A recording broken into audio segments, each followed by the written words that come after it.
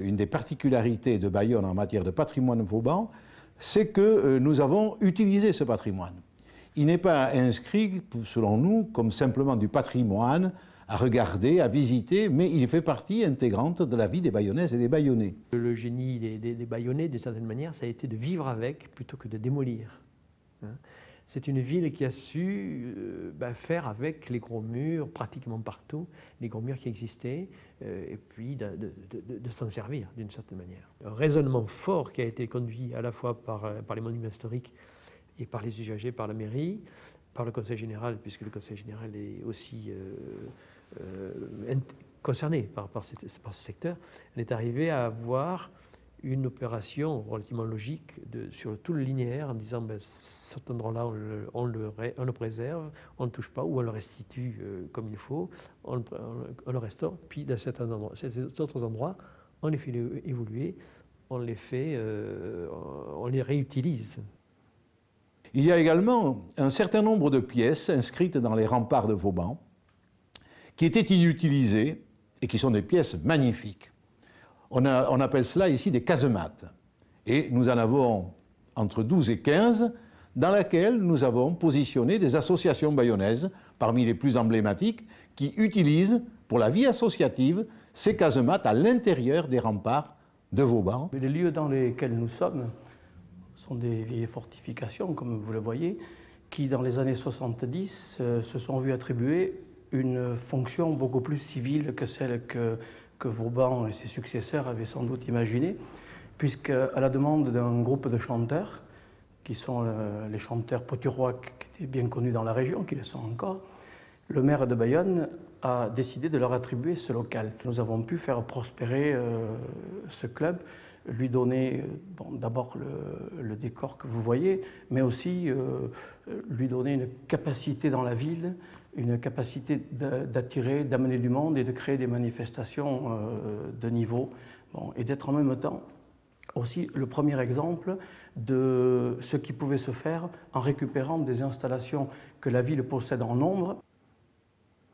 Dans les remparts de Vauban, donc dans cette presqu'île qu'est le Petit Bayonne, entre la Nive, rivière basque, et la Dour, fleuve gascon, eh bien nous avons ici une enclave qui est le Petit Bayonne.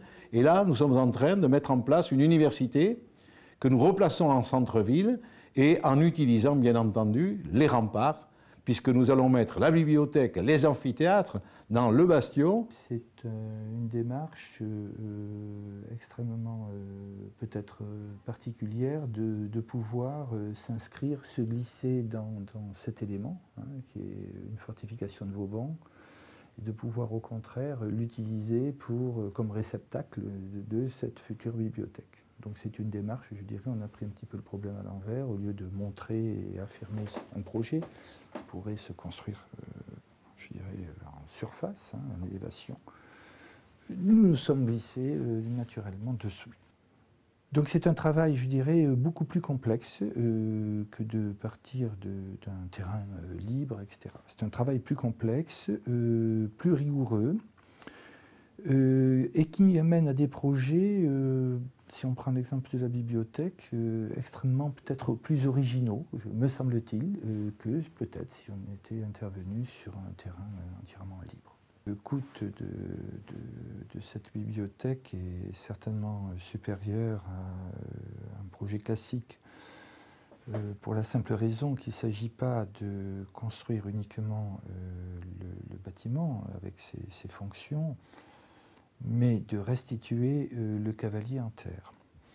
Et la volonté de la ville de Bayonne de valoriser son patrimoine peut, à travers ce projet, s'illustrer. Car restaurer un patrimoine ou le valoriser, si on ne lui donne pas une fonction, ça coûte encore plus cher. L'intervention de l'architecte n'est pas... Elle est quasiment, je dirais, presque nulle.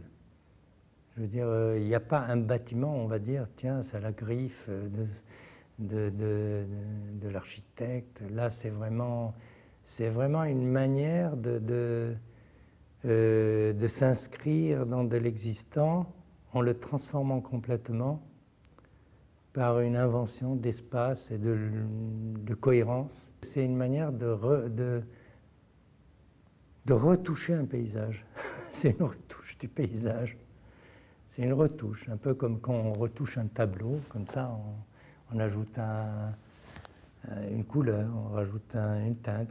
Tout ce patrimoine n'est pas qu'un patrimoine, je dirais, végétatif. C'est un patrimoine qui construit la ville, qui participe à son animation, et c'est un patrimoine qui est aujourd'hui vivant.